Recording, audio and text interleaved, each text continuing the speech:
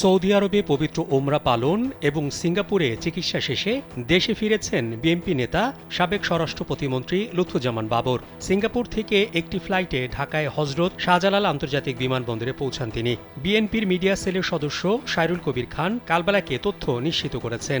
এর আগে গত ৩০ জানুয়ারি পবিত্র ওমরা পালনের জন্য সৌদি আরবের উদ্দেশ্যে ঢাকা ত্যাগ করেন লুৎফুজ্জামান বাবর।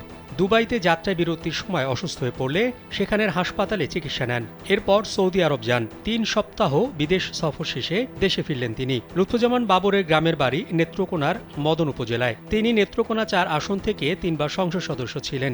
স্যান্ডেলিনা সো, রূপচর্চায় আভিজাত্য। সাইরুল কবির খান জানান, লুৎফুজ্জামান বাবর আগামী ২৩ ফেব্রুয়ারি তার গ্রামের বাড়িতে যাবেন। ২৩, ২৪ ও ২৫ ফেব্রুয়ারি নেত্রকোনার ৩ উপজেলার দলের নেতাকর্মী এবং স্থানীয় মানুষের সাথে শুভেচ্ছা বিনিময় করবেন।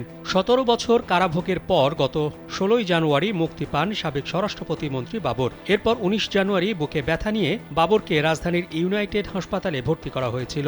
তখন তাকে অ্যাডভান্সড করোনারি কেয়ার ইউনিটে নিবিড় পর্যবেক্ষণে চিকিৎসা দেওয়া হয়।